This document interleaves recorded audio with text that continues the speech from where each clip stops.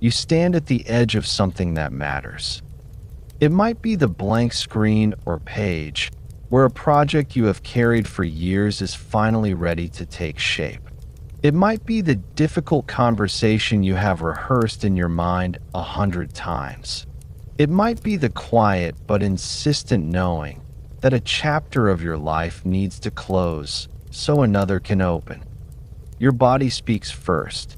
Your heart beats faster against your ribs. Your breath grows shallow. A band of tension wraps around your chest and climbs into your throat. Your mind, never far behind, begins its familiar litany. What if this goes wrong? What if I am seen and found lacking? What if the thing I most want to offer the world is not enough? This feeling has a name. We call it fear. And I want you to know, right at the beginning of our time together, that this feeling is not a stop sign. It is not evidence that you should retreat. It is raw, potent energy, the same energy that has always been available to you, waiting to be lit. This book is an invitation to learn how to turn that energy into fire. Not the fire that consumes and destroys, but the fire that forges what you are here to create, illuminates the path you are meant to walk, and warms the life you are learning to live more fully. You have likely spent years trying to manage this feeling. You have pushed through it. You have avoided what triggers it. You have told yourself stories about why it is too late, or too risky, or too much. And some of those stories have kept you safe, but they have also kept you small. Because fear, when left unlit, pools inside you, like fuel that never catches. It becomes the background ache that keeps you from the conversation, the creation, the change that keeps calling your name. The question is not how to make fear disappear. The question is how to work with it so that it becomes the very force that moves you forward. What if the tightness in your body is not a problem to solve, but a signal to tend? What if the thoughts that spin are not enemies, but messengers carrying information about what you care about most deeply? What if the very sensation that makes you want to turn away is the unlit fuel for the courage and creativity you have been seeking all along? Together, we will explore this territory with honesty and care. We will look at fear's two faces, the ancient protector that once kept you alive, and the modern guard that sometimes keeps you from living. We will learn to listen to fear until its voice softens and its deeper message becomes audible.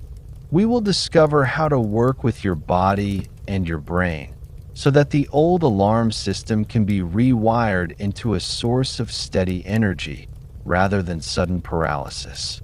You will be given simple, daily alchemical practices, ways of breathing, noticing, and returning to the present that turn this inner work into a living rhythm rather than another thing on your to-do list.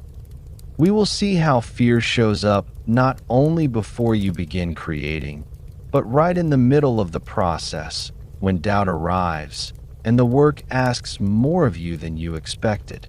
And we will consider what it means to become someone who keeps this fire alive across the seasons of a life. Not someone who never feels fear again, but someone who has learned to meet it with presence, to turn it with skill, and to let it forge them into greater clarity, courage, and creative power. I will not pretend the path is always gentle. There will be days when old patterns rise with surprising strength. There will be moments when you forget what you know and contract anyway. That is not a sign that you are doing it wrong. It is simply part of being human and part of learning to tend fire. Every time you notice the contraction and choose, even for a breath, to turn toward the heat instead of away from it, you are strengthening a capacity that no one can take from you. You are not here because you have failed to handle fear.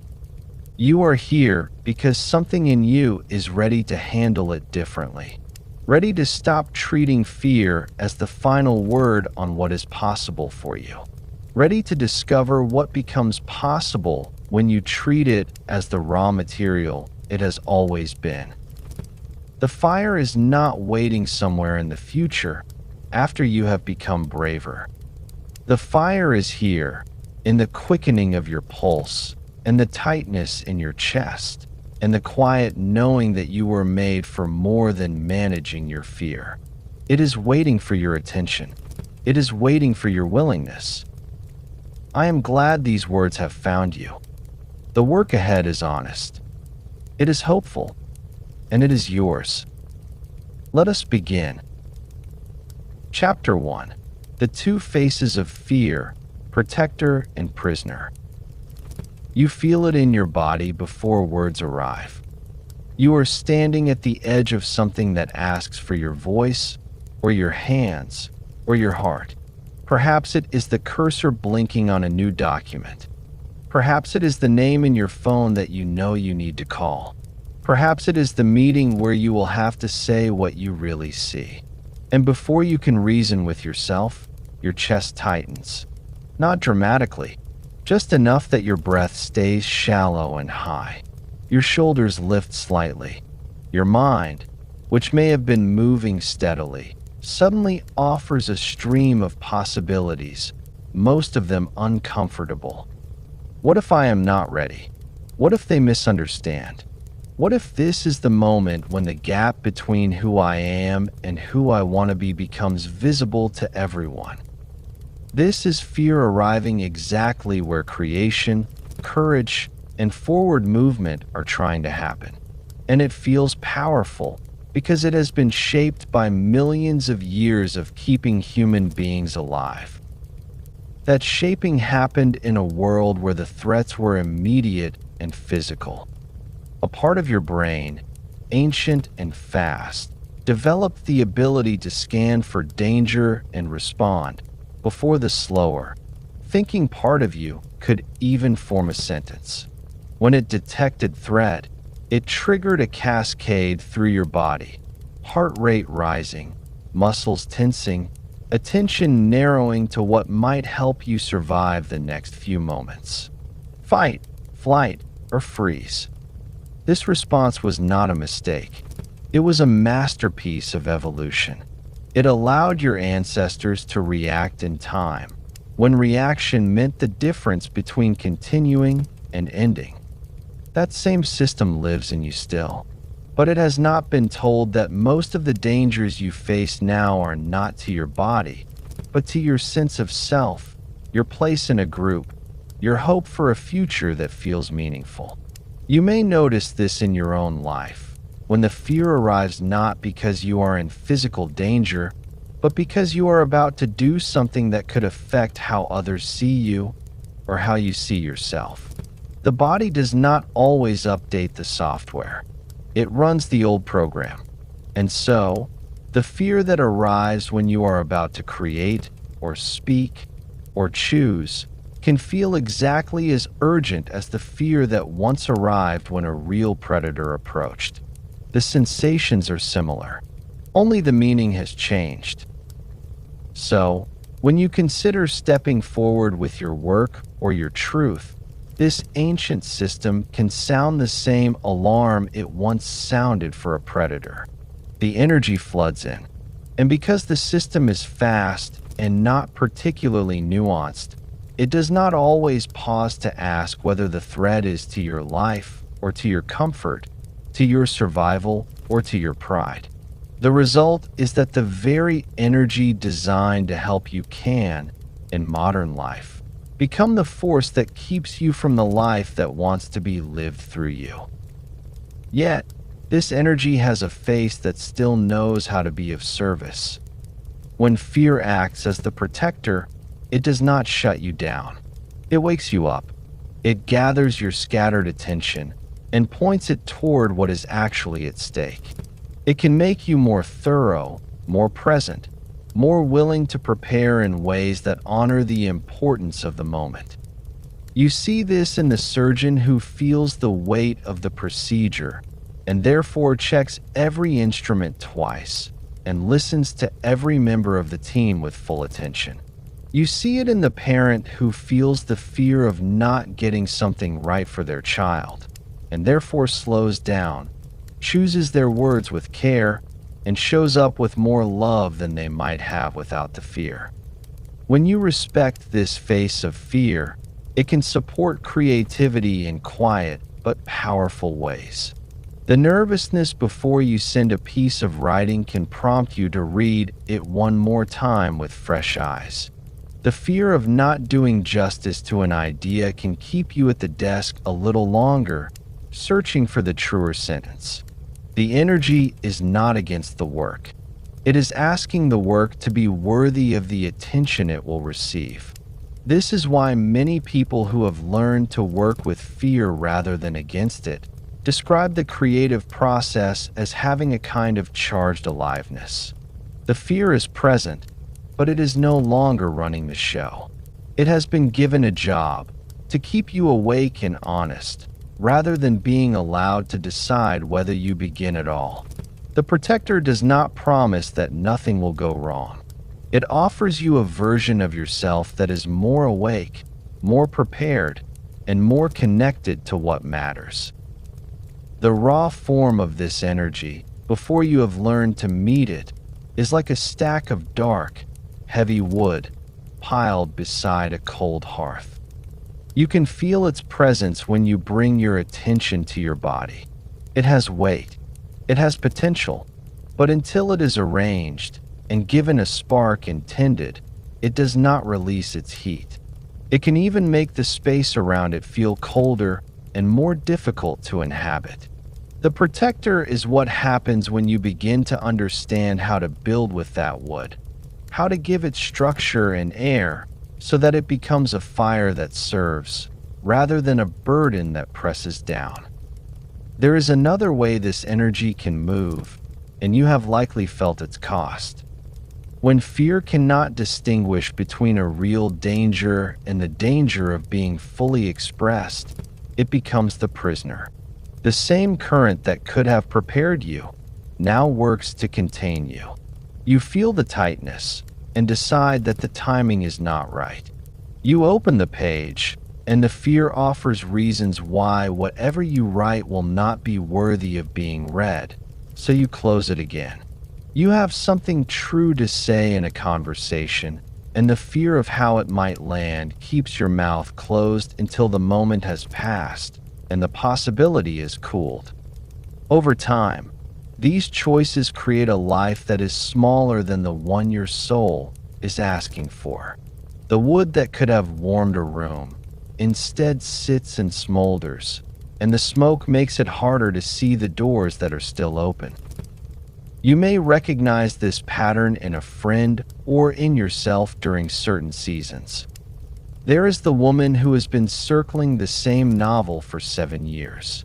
She opens the file, reads the last paragraph she wrote, and feels the familiar tightening. Instead of writing the next paragraph, she tells herself she needs to research one more detail. The research takes her down a path that feels productive, but never quite leads back to the page. Years pass. The story ages with her, and the particular way she sees the world, the particular music of her sentences, remains a private possession, rather than a gift that could have met other minds and changed something in them. Perfectionism and procrastination are two of the prisoner's favorite disguises. They sound responsible. They promise that if you just prepare a little more, wait a little longer, the risk will be smaller. What they actually deliver is the slow erosion of aliveness. The life you are living becomes a smaller version of the one that is possible for you. You say yes when you mean no, because the fear of disappointing someone feels larger than the cost of carrying resentment. You stay silent in a room where your perspective could help, because the fear of sounding foolish is louder than the quiet knowing that your voice matters. These small contractions add up. The day feels heavier. The ordinary choices carry a low-grade dread, and the particular life that wants to move through you remains partially unlived. The difference between these two faces is not the presence of fear. It is the presence of a relationship. The protector and the prisoner are made of the same raw energy. One has been met with attention and skill. The other has been met with avoidance or with attempts to suppress it until it has nowhere to go but inward. The wood has not changed. What has changed is whether someone has learned how to turn toward it, to arrange it, to give it the right conditions so that it can burn in a way that lights rather than suffocates. This realization does not instantly remove the tightness in your chest, but it does change what that tightness means.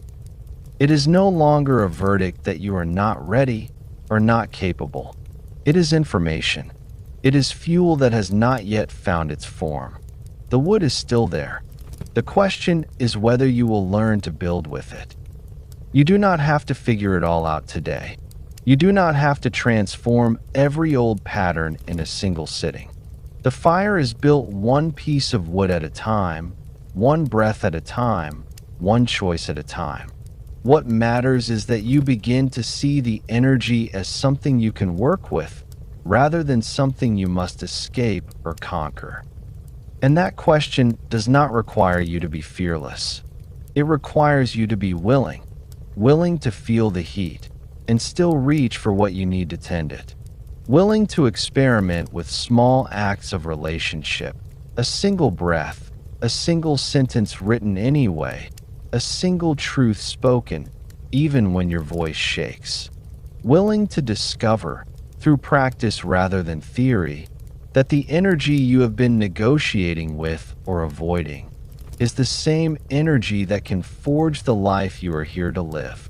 The practice is not to never feel the old alarm again. The practice is to notice when it sounds, and to remember that you have choices about what to do with the energy it brings. You can let it freeze you, or you can let it fuel you. The difference is not in the fear. The difference is in the relationship. And that is where we go from here. Chapter 2. Decoding the Message of Fear. Most of us were never taught what to do with fear, except two things: push it down or push through it. You may recognize both patterns in your own life. Pushing it down looks like distraction, numbing, or telling yourself the feeling is not important. Pushing through looks like gritting your teeth, ignoring the tightness in your chest, and moving forward anyway, while the body keeps score. Both approaches often backfire. When you suppress fear, the energy does not disappear. It pools somewhere deeper, showing up later as restlessness, resentment, or a quiet sense that something essential is being left unsaid. When you push through without listening, you sometimes reach the goal, but arrive depleted, disconnected from why the goal mattered in the first place. Either way, the relationship with the energy stays the same. Fear remains something to manage or overcome, rather than something to understand. What if fear is not primarily an obstacle? What if it is a sophisticated signal, carrying information you actually need? Not information about what is wrong with you, but information about what you value, what threatens your sense of self, or the future you are trying to build, and where you may need to prepare or pay deeper attention. The tightness in your chest when you consider sharing your work, the flutter before a conversation that could change a relationship, the hesitation before a decision that would require you to be seen more clearly. These are not random. They are your system alerting you that something meaningful is at stake. The question is not how to silence the alert. The question is how to read it. Learning to listen begins with a gentler kind of inquiry. Not the harsh interrogation that demands fear justify itself or disappear, but a softer turning inward. When the feeling arises, you might simply notice where it lives in your body and ask without expectation of an immediate answer what this fear seems most concerned about protecting. Is it protecting your sense of safety, your belonging, your competence, your worth in the eyes of people who matter to you? Then you might wonder what story the fear is telling. Often, the story is old, shaped by earlier experiences when the stakes felt absolute. And then, you can ask the most important question of all. What might this fear be pointing toward rather than away from? Sometimes, it points toward a value you have been neglecting. Sometimes it points toward preparation you have been avoiding. Sometimes it points toward an edge of your own growth that feels both necessary and tender. You can feel the difference between signal and noise once you begin to listen this way. Noise often carries the tone of old wounds or inherited fears. It speaks in absolutes. It says you will always fail, that people like you do not get to have this, that the cost will be too high, no matter what. Signal tends to be more specific and more present. It names a real vulnerability in this moment. It suggests something you could actually do or consider. It leaves room for movement rather than shutting every door. The same tightness in the chest can carry either quality. The difference is not in the sensation itself, but in the quality of attention you bring to it. There was a woman who had carried a particular creative project for almost a decade. She had written pieces of it in notebooks and on her phone during commutes. She had imagined how it might land in the world. However, every time she came close to shaping it into something she could share, the fear arrived with familiar force. Her chest would tighten. Her mind would offer the usual catalog of reasons to wait. One afternoon, she decided to do something different. Instead of closing the document or pushing herself to write anyway, she sat with the feeling. She placed her hand on her chest where the tightness lived and asked very quietly what this fear was most worried about. At first, the answers were loud and familiar. It was worried she would be exposed as someone who did not have anything original to say. It was worried she would disappoint the people who had encouraged her over the years. It was worried the project would take so much from her that she would have nothing left for the life she already had. She stayed with the feeling a little longer. She asked what the fear might be protecting that still mattered to her now. The answer that came was quieter. It was protecting her sense that her voice could matter, that the years she had spent living and noticing and caring about certain things were not wasted. It was protecting the possibility that this work could be a way of offering something back to the world that had shaped her. And then she asked the question that changed the quality of the energy. What might this fear be pointing toward instead of away from? The answer surprised her. It was pointing toward the need for a smaller first step than she had been imagining. It was pointing toward finding one or two people who could receive the work with care before she offered it more widely. It was pointing toward the truth that she did not have to do this alone or perfectly in order for it to be real. As she sat with these quieter answers, something in her chest began to shift. The dense, heavy feeling did not vanish, but it loosened. It became less like a weight pressing down and more like a current that had found a direction. The fear had not been telling her to stop. It had been telling her how to begin in a way that honored what she actually valued. This is what becomes possible when you listen instead of react. The heavy, unlit energy of fear begins to loosen. The wood that felt only dense and inert starts to reveal the spark hidden inside it. That spark is often the very thing you care about most. The value, the edge, the unlived possibility that the fear was circling all along.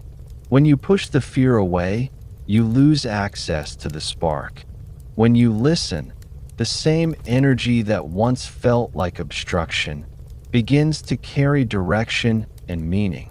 The fire does not have to be forced into existence. It only needs the right conditions to catch. You do not have to do this perfectly. You do not have to turn every moment of fear into immediate insight. The practice is simply to notice when the old patterns of suppressing or pushing through begin to rise, and to pause long enough to ask a different question. What is this energy trying to tell me about what matters here? What story is it carrying that may no longer be the whole truth? What might it be asking me to honor or prepare for, or move toward? These questions do not guarantee that the path will be easy, but they do guarantee that you will be moving with more of yourself rather than leaving parts behind. This kind of listening changes the relationship with fear. It is no longer something you must either obey or conquer. It becomes something you can receive, and receiving it well requires more than good intentions. It requires a nervous system that can stay present with intensity rather than flipping into old alarm or old shutdown. That is what we turn toward next. Chapter 3: Rewiring Fear in Body and Brain. You know the state well. Fear has been present for a while, or it arrives in a sudden wave, and your whole system shifts into a narrower way of being. Your breath stays high and quick in the upper chest. Your attention tunnels toward what could go wrong. Your body feels both wired and strangely heavy, as if you are carrying something dense that has no place to go. In this state, creativity contracts. The mind that could imagine new shapes and possibilities becomes focused on protection and escape. The hands that could shape something meaningful grow still or restless without direction. The heart that could open to connection or risk stays guarded behind the old alarm. Chronic fear does not simply feel uncomfortable. It keeps the nervous system in a survival mode that was designed for short, urgent bursts rather than for the sustained, creative, and relational life you are trying to live. The fire that could warm and illuminate stays either banked too low to be useful, or flares in ways that burn through your energy without producing lasting light. Yet, your system is not fixed in this pattern. The same brain that learned to react quickly to threat can learn new responses when given new experiences paired with new meaning. This is the quiet, persistent hope of neuroplasticity. Every time you meet the sensation of fear with a different sequence, first safety in the body, then a different story in the mind, you are laying down fresh pathways. The old alarm does not vanish in a single moment, but it becomes less automatic. The energy that once hijacked your attention and narrowed your world can be met earlier, tended differently, and turned toward what you actually want to create and express. The place where this change begins is not in the stories you tell yourself, though those stories matter deeply. It begins in the body. Your nervous system registers signals of safety or danger long before the thinking mind catches up. When you learn to send new signals through breath, presence, and small movements, you create the conditions in which fear can be received rather than obeyed or fought. The body becomes the bridge. What once felt like an enemy to outrun or an obstacle to push through becomes raw material that can be transformed. You might notice this the next time the familiar tightness begins to gather in your chest or belly. Instead of immediately trying to think your way out of it, or forcing yourself forward while the body remains in alarm, You can pause and offer your nervous system a clear, ancient signal that the immediate threat has passed. A slow breath in through the nose, then a second small sip of air at the top of the inhale, followed by a long, slow exhale through the mouth, as if you are softening the edges of something that has been held too tightly. This simple physiological sigh does more than relax the muscles. It activates the part of your nervous system that supports connection, restoration, and creative flow, rather than pure protection. The heavy feeling does not have to disappear completely for something to shift. It only needs enough space to begin loosening its grip. From there, the body often asks for gentle movement.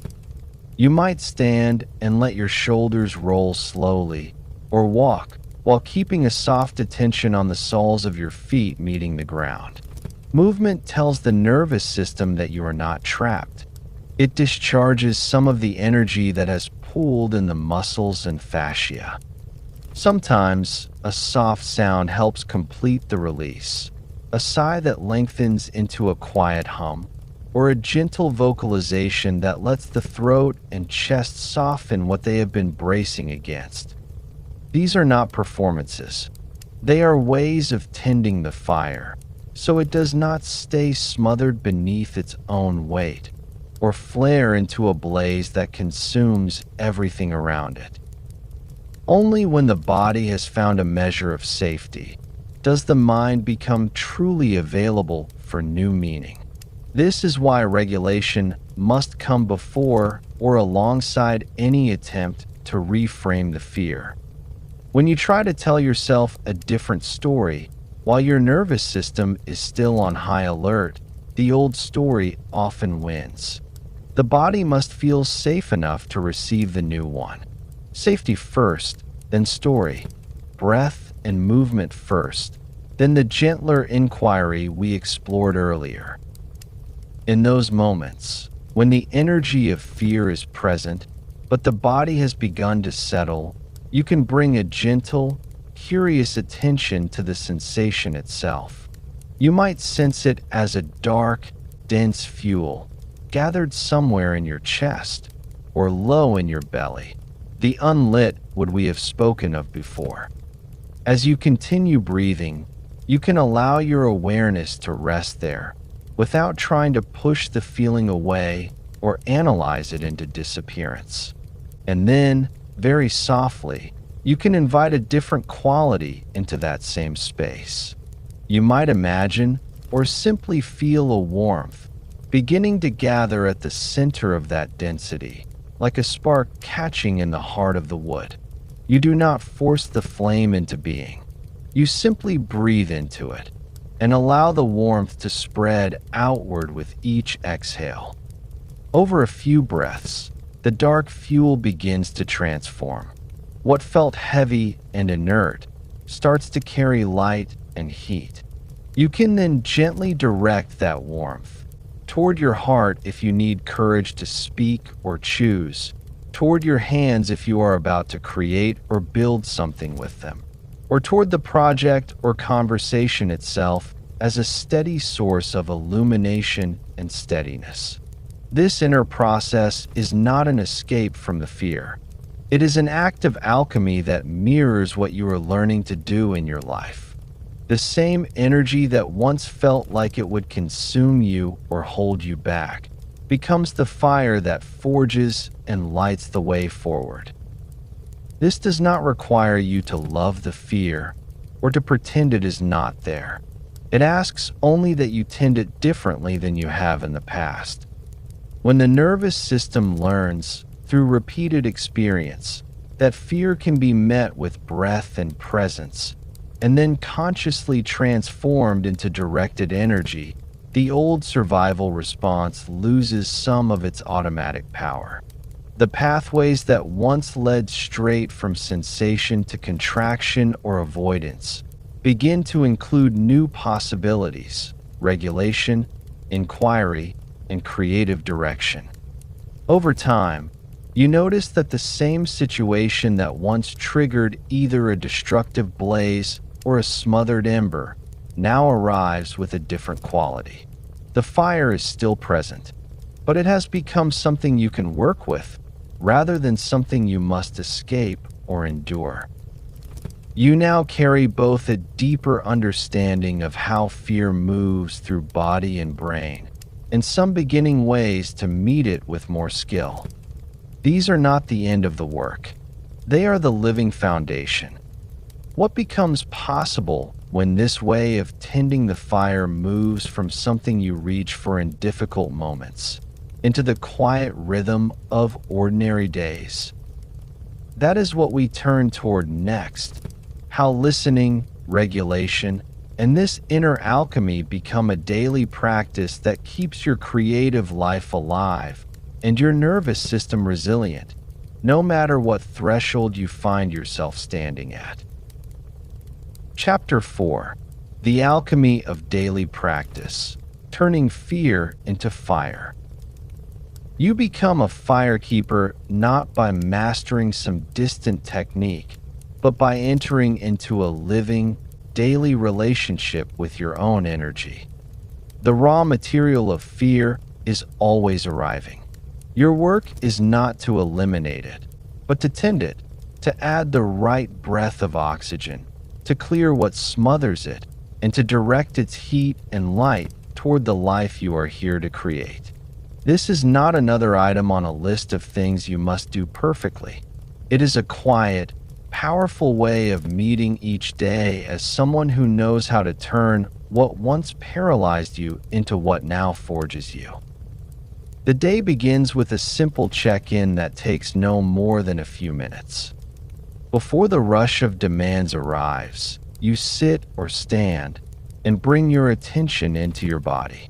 You notice where fear or its residue might already be living, the tightness across the chest, the quickness in the breath, the low hum of worry about what the hours ahead might require. You do not try to fix it. You simply acknowledge it with the same respect you would offer a guest who has come to deliver a message. Then, you place one hand on your chest and one on your belly and offer a slow physiological sigh, a gentle inhale through the nose, a second small sip of air, and a long, unhurried exhale. As the breath leaves, you silently name one thing you are here to tend today, one creative edge or conversation or piece of work that matters. The fear does not have to disappear for you to begin. It only needs to know that you have seen it and chosen where the energy will go. When fear rises in the middle of an ordinary day, before a difficult email, during a moment of creative doubt, or when an old story about not being enough suddenly tightens your throat, you have another way to meet it. You step away for 3 or 4 minutes if you can, or even remain at your desk with your eyes softly closed. You begin again with the double inhale and long exhale, letting the breath move the dense energy that has gathered. Then you add a small, embodied movement. You might stand and let your arms rise and fall slowly, or shake out your hands and wrists, as if you were loosening what has become stuck.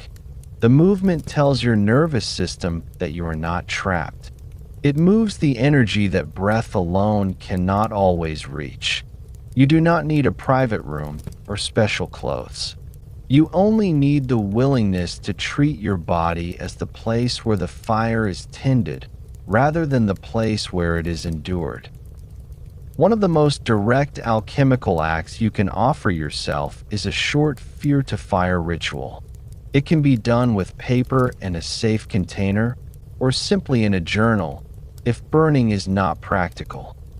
You write, in plain language and without editing, the fear that is present. You let the words hold the raw material exactly as it feels, the dread of being seen, the terror of failing, the exhaustion of carrying something alone. Then you pause. You place your hand over what you have written and ask the question you have practiced before. What is this fear protecting that still matters to me? What might it be pointing toward? On the same page or a new one, you write the answer that arises, even if it is imperfect. You write the fear as fuel. You write the spark it could become if tended. If you have a safe way to burn the first writing, you watch the paper transform into ash while you speak or feel the words. I release what no longer serves the fire I am learning to keep. If burning is not available, you tear the page slowly and deliberately, or simply close the journal with the transformed words inside. The ritual is not magic. It is a relationship. It is the moment you stop carrying the raw material as a burden and begin carrying it as something that can be changed. Throughout the day, you strengthen the muscle of transmutation through microacts of courage. These are not grand gestures. They are the small, specific choices that turn the energy outward instead of letting it turn inward. You send the message you have been drafting. You speak the sentence that has been waiting in your throat.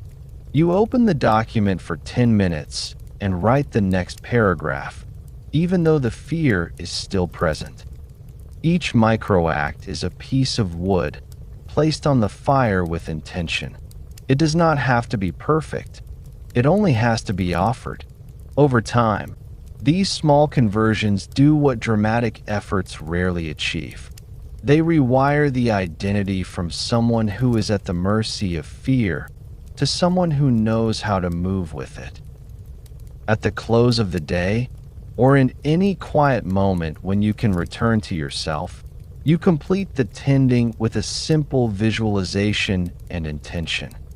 You close your eyes and sense again the energy that has moved through you.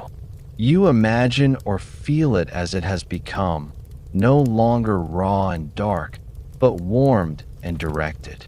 You see or sense that energy as a steady flame. You place it in your mind's eye where it is most needed, in your heart for the courage to keep showing up, in your hands for the work you are shaping, or in the center of the project or relationship that is asking for your presence. You do not force brightness. You simply acknowledge what has been tended and what still waits for your attention tomorrow. Then you rest. These practices are not meant to be performed with rigid perfection. Some days the check-in will feel mechanical. Some days the ritual will feel awkward or even pointless. That awkwardness is itself fear appearing again, asking whether you will abandon the relationship at the first sign of discomfort. You can meet that fear too with the same breath, the same question, the same small act of turning inward rather than away. The Firekeeper does not demand that every tending be beautiful. The Firekeeper simply returns. What you are building is not a perfect system. You are building a way of being in relationship with your own energy that grows stronger with use. Each morning check-in, each breath and movement in the middle of the day, each fear-to-fire writing, each microact of courage, and each evening visualization is a way of adding oxygen, clearing what smothers, and directing the flame. Over weeks and months, the raw material of fear changes character. It still arrives, but it arrives to a system that knows how to receive it, how to warm it, and how to let it serve what matters most. You now carry a personal toolkit and a new way of meeting each day.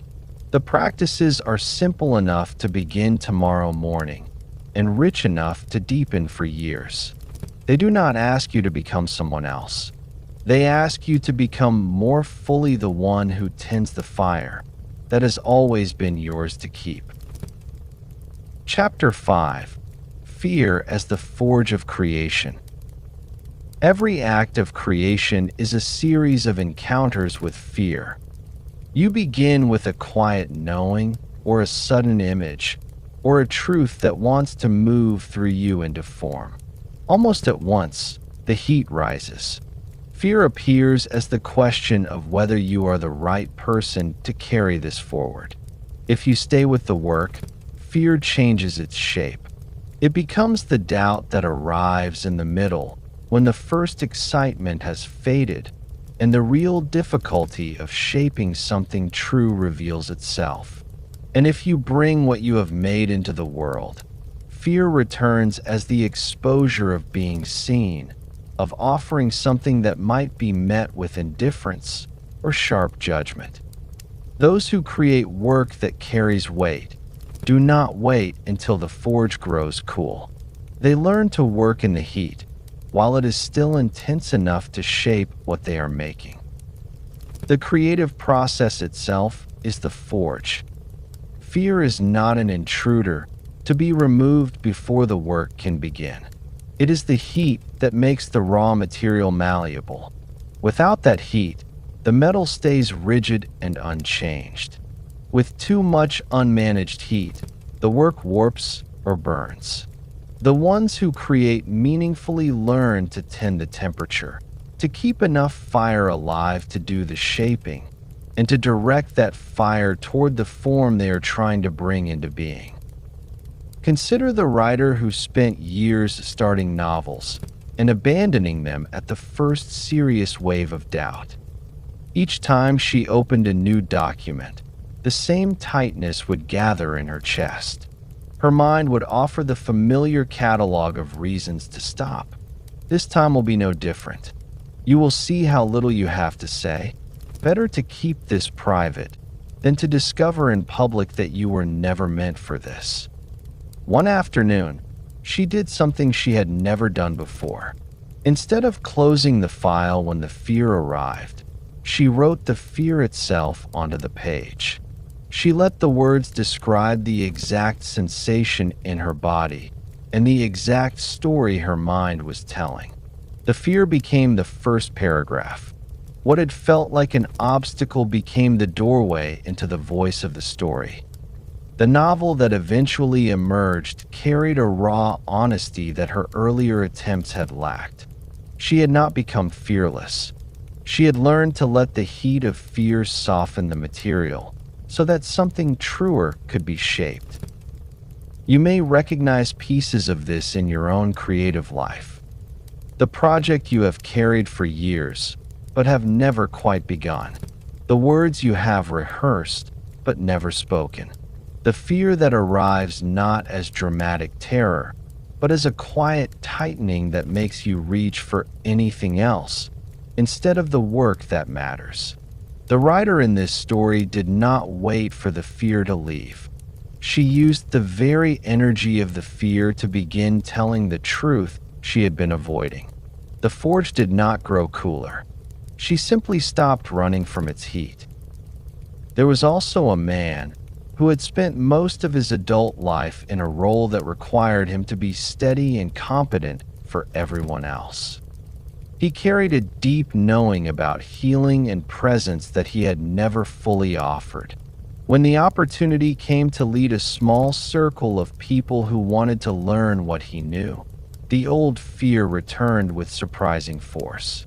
His chest grew tight at the thought of standing in front of even a few people. His mind supplied every reason why he was not qualified, why someone else would do it better, why it was safer to stay in the background, where he had always been useful. At the same time, he remembered the practice of listening to what the fear was actually protecting. It was protecting his sense that his own story of struggle and learning might not be enough. It was protecting him from the possibility that his presence could matter more than his performance. One evening, he wrote down the fear in plain language on a single sheet of paper. He did not try to argue with it. He simply read what he had written and then placed his hand over the words and asked what this energy could become if he treated it as fuel rather than as a stop sign. The next week, he led the first small gathering. His voice shook at the beginning. He did not hide the shaking. He let it be part of what he offered.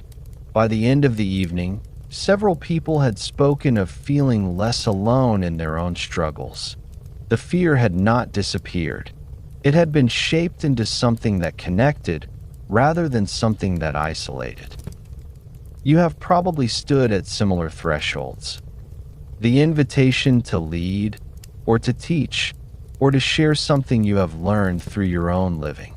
The fear that you are not ready, or not expert enough, or not the right kind of person for the task. The temptation to let someone else carry what you know is yours to offer. This man did not wait until he felt confident. He used the daily practices of breath and inquiry and small courageous actions until the fear became part of the offering rather than the reason to withhold it. The forge remained hot. He simply learned to work with the heat instead of being consumed by it. There is also the artist, who for years kept her strongest work hidden. She would finish a piece and feel the familiar mix of satisfaction and dread. The satisfaction that she had made something honest. The dread that someone would see it and confirm what she already feared, that it was too raw, too strange, too much. She stored the finished work in a closet and told herself she would show it when she felt more ready. One winter, she began a different practice. Each time she completed something, she would choose one person she trusted and send them a photograph of the work with a short note. She did not ask for praise. She simply offered what she had made. The fear still arrived with each sending. Her hands would tremble slightly as she pressed the button. Yet, something in her began to change. The work itself grew bolder because she was no longer making it only for the closet. The fear of visibility had become the reason to make the work strong enough to survive being seen. She did not become someone who never felt afraid. She became someone who could feel the heat of fear and still place the peace in the fire of the world. These stories are different in their details, and yet they share the same essential movement. None of these creators waited until fear had left before they began. They learned to recognize fear as the heat in the forge, the very condition that makes shaping possible. They used the tools of listening, of settling the body, of small daily acts, and of conscious redirection, until the energy that once stopped them became the energy that moved them. The common thread is not the absence of fear. It is the presence of a relationship. They stayed at the forge. They tended the fire instead of fleeing its heat, or letting it burn uncontrolled. You are standing at your own forge right now. The fear you feel about your own creative edges, the book you have not started, the conversation you have not had, the work you have kept private, the truth you have not yet spoken, is often the exact signal that you are at a threshold worth crossing. The heat is not a warning to turn back. It is the sign that the raw material of your life and vision is ready to be shaped into something only you can bring into being. The question is not whether fear will be present. The question is whether you will learn to work with its heat the way the Firekeeper works with flame, adding breath when it needs oxygen, clearing what smothers it, and directing its light toward what you are here to create. Chapter 6. The Path of the Firekeeper, Living with Transformed Fear. You are no longer someone who struggles with fear. You are becoming someone who tends it. This is the quiet identity shift at the heart of this work. The Firekeeper does not wait for fear to leave before beginning. The Firekeeper meets fear as raw material and consciously converts it into creative force again and again as a way of living rather than as a technique to master. The difference is not in the absence of the old sensation. The difference is in who you understand yourself to be when the sensation arrives. Fear will return. It will return at every new threshold of growth, visibility, or expansion. This is not a sign that you have failed or that the work is unfinished. It is a sign that you are alive and that something in you is reaching further than it has reached before. The Firekeeper learns to welcome this return with a certain respect. The same tightness in the chest that once meant turn back can now mean you are standing at the edge of something that matters. The old alarm still sounds, but now it sounds in a room where someone knows how to listen, how to breathe, and how to direct the energy that follows. Over months and years, this relationship deepens into a way of being.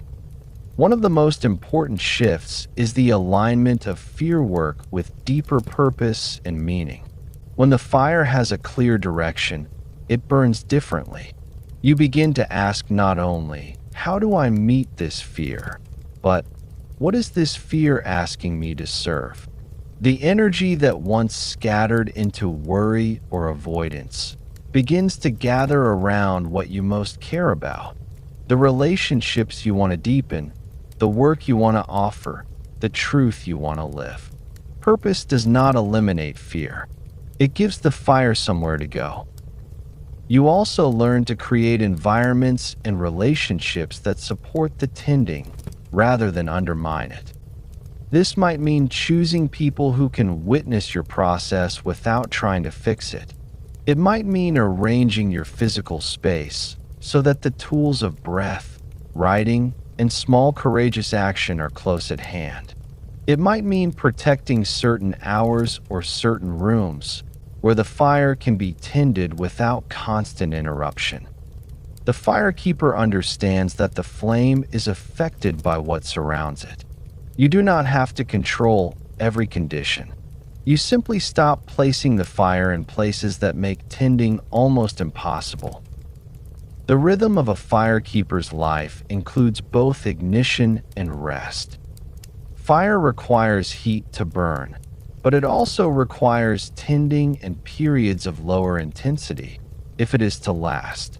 You learn to recognize when the energy needs to be stoked and when it needs to be allowed to settle into embers. This is not laziness. It is wisdom. Constant ignition without rest leads to burnout. Constant rest without ignition leads to a life that never quite catches. The Firekeeper cycles between the two with intention. Some seasons are for bold movement and visible creation. Other seasons are for quieter integration and the replenishing of the fuel itself. Both belong to the same path. You begin to track a different measure of progress. Instead of measuring how little fear you feel, you begin to notice how much fear has been converted. You look back over a month or a year and see the emails sent, the conversations had, the pages written, the risks taken that once would have been impossible.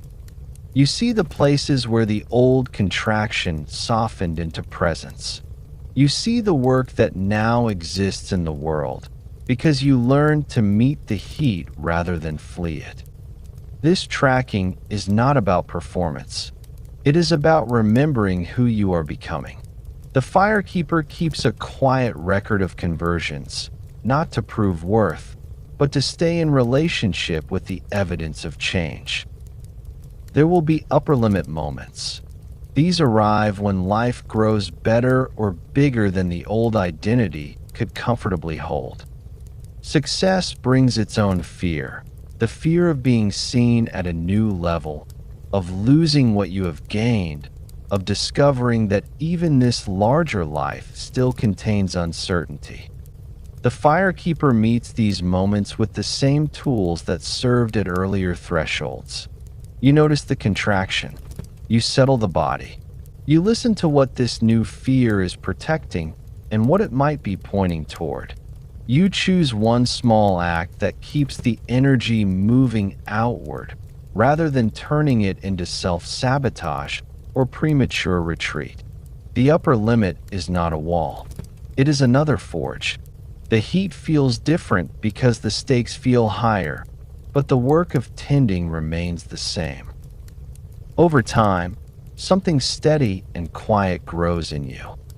You still feel fear.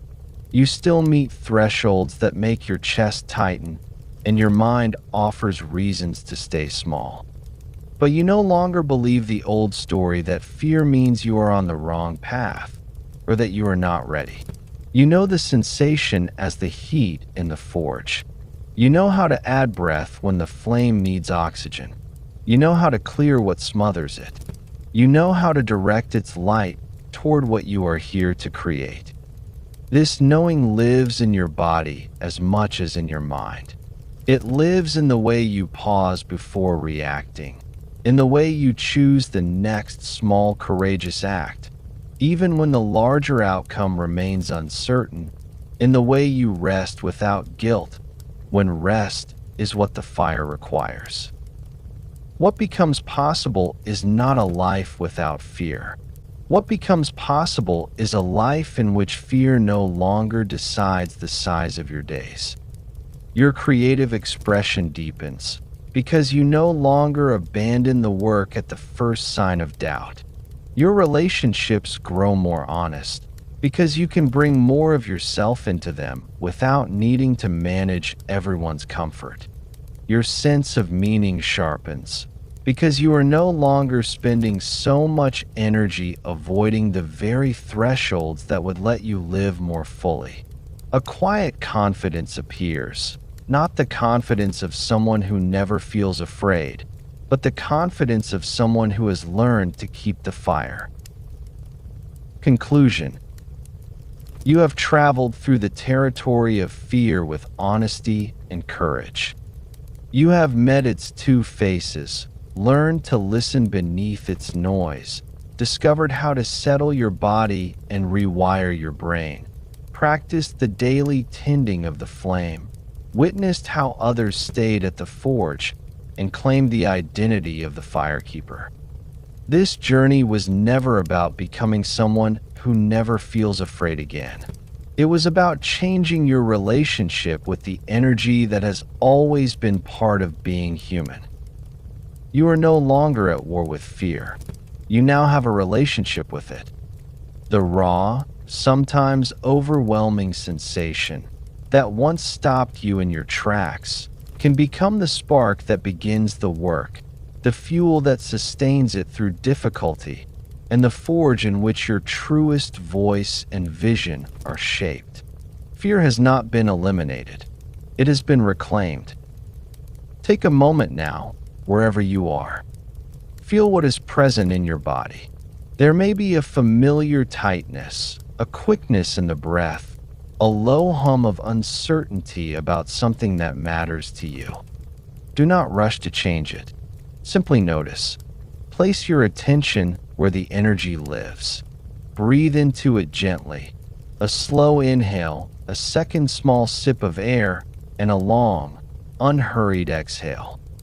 As the breath moves, allow yourself to sense the possibility that this same energy holds. Imagine or feel a warmth beginning to gather at its center.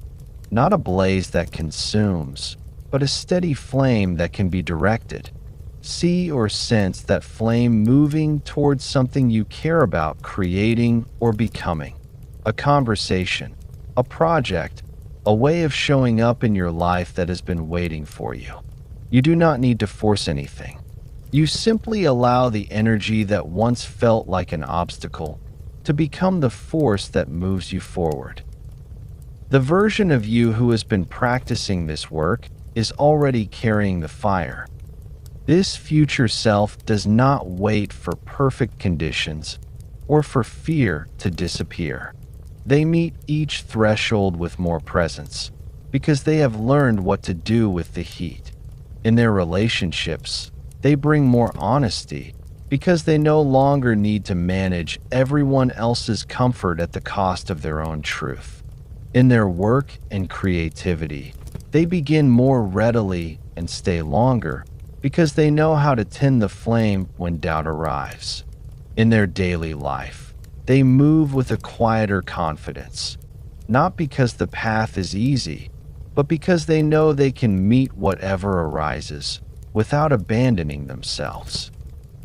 This is the life that opens when you stop treating fear as the enemy and begin treating it as the raw material it has always been. The real work does not happen in these pages.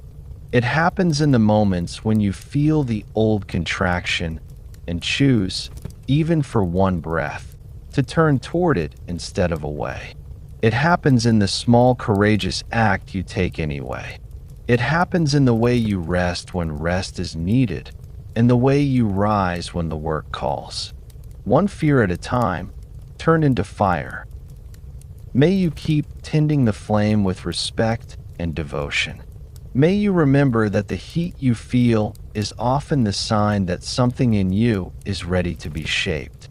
And may you walk forward carrying the fire that transforms, not away from fear, but through it, into the creative life that has always been waiting for you.